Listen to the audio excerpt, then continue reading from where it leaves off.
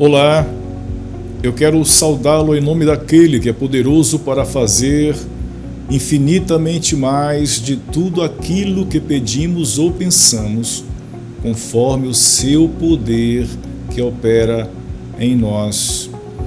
Estamos hoje encerrando a série sobre pessoas que despertaram a atenção de Jesus.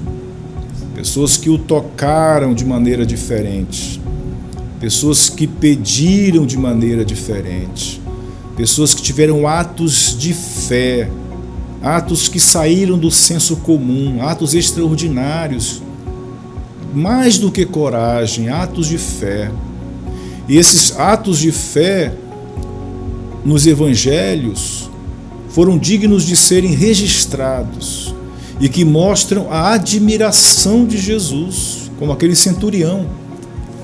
Como a mulher de ontem, disse Jesus: mulher, que grande a tua fé. Hoje nós veremos, neste último episódio, pessoas que despertaram, que chamaram a atenção de Jesus. E a nossa leitura está em Mateus, no capítulo 9, do versículo 35 a 38. Mateus 9, 35 a 38, que passo a ler. Jesus percorria todas as cidades e povoados, ensinando nas sinagogas, pregando o evangelho do reino e curando todo tipo de doenças e enfermidades. Você lembra do último encontro em que Jesus disse para aquela mulher estrangeira de Tiro e Sidom, lá na Fenícia, fora da terra de Israel: mulher, eu não posso tirar pão da boca dos filhos que são judeus para dar aos estrangeiros, que ele chamou de cachorrinhos. Jesus disse para os discípulos: eu não vim senão para os filhos de Israel, das ovelhas perdidas de Israel. Mas nós argumentamos ontem também que Jesus não queria salvar, abençoar somente judeus. Uma das provas ontem estava no mesmo texto. Jesus saiu da terra de Israel e foi para a terra estrangeira. Por que ele foi para lá? Para encontrar essa mulher, para testar a fé daquela mulher, para abençoar aquela mulher. Não há outro relato em Tiro e Sidom. Jesus foi diversas vezes para outras nações, e o texto disse aqui, outras cidades fora do estado de Israel. O texto diz aqui que Jesus percorria todas as cidades, todos os povoados, fazendo o quê? Ensinando nas sinagogas, pregando o evangelho do reino e curando todo tipo de doenças e enfermidades. Jesus veio para todos, para judeus e gentios. Para judeus e gentios. E neste texto, este texto vai mostrar que Jesus também admirou-se com aquela, agora não mais uma pessoa, mas a multidão. Toda a multidão chamou a atenção de Jesus, que está dito no versículo 6. Vendo as multidões, compadeceu-se delas. Este último texto que deixei para hoje, para o final dessa nossa série, mostra pessoas que não tiveram simplesmente atos de fé, e só atos de fé chamam a atenção de Jesus, não. Somente os atos extraordinários de descer, subir ao telhado, carregando o paralítico, abrir o telhado, descer onde Jesus estava, somente esses atos chamam a atenção de Jesus. Somente uma mulher gritando atrás de Jesus, pedindo pela sua filha endemoniada. Somente aquele centurião romano que, a despeito de ser um gentio, cria que Jesus, se desse uma palavra de longe, a cura chegaria na sua casa, na casa do seu servo, na casa para curar o seu servo. Será que só esses atos de fé chamam a atenção de Jesus? Não é a resposta. Esse texto mostra o que chama também a atenção de Jesus. o que desperta também a atenção de Jesus e o que desperta a sua grande misericórdia. É despertada pela situação das pessoas, pela situação difícil das pessoas.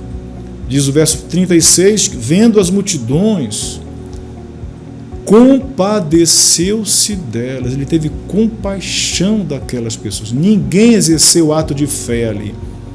Ninguém praticou atos extraordinários de fé ali.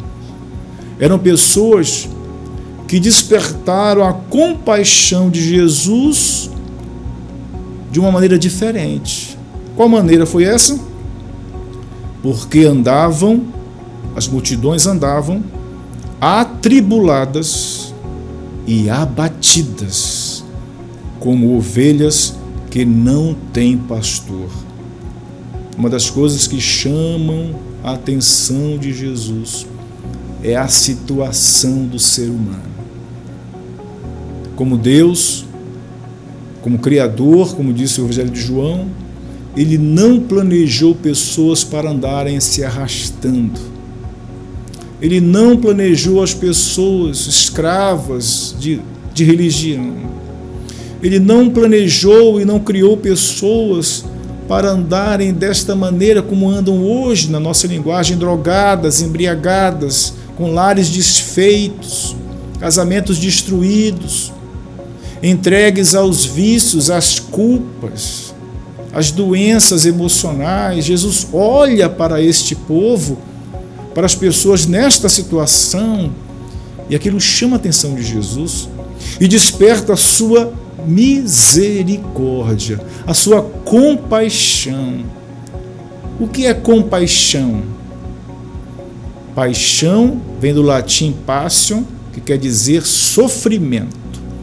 Com paixão, isto é, sofrer com. Ter compaixão de uma pessoa é sofrer junto com ela, é ter compaixão. É sentir o que ela sente, é suar quando ela sua, é chorar como ela chora, é ficar sem forças como ela fica sem forças. Jesus, diz o texto, se identificou com aquela multidão e teve compaixão dela, sentiu as dores dela, dores de estarem atribuladas, abatidas, pareciam ovelhas sem pastor. A ovelha, e nós sabemos disso, a partir do Evangelho de João, segue o pastor, a voz do pastor, são cuidadas pelo pastor. A ovelha não vive sozinha no mundo porque ela não tem condições de cuidar de si mesma. Os pelos vão crescendo e ela fica tão pesada que ela chega a um estado que ela não sai nem do lugar e vai morrer de fome. Vem o pastor e tosa a lã da ovelha. A ovelha não vive sozinha. Estas pessoas, disse Jesus, estavam como ovelhas sem pastor. Elas iam morrer. Jesus teve compaixão dos atribulados, compaixão dos abatidos, daqueles que andam pela vida errantes, sem direção, como ovelhas que não têm pastor. Verso 37 diz, então, disse Jesus aos seus discípulos, na verdade, a colheita é grande, mas os trabalhadores são poucos. Rogai ao Senhor da colheita que mande trabalhadores para a sua colheita. Jesus disse, essas pessoas que estão aí, elas estão sozinhas. E vocês devem rogar, pedir a Deus que mande trabalhadores para cuidar dessas pessoas. Isso chama muito a atenção de Jesus.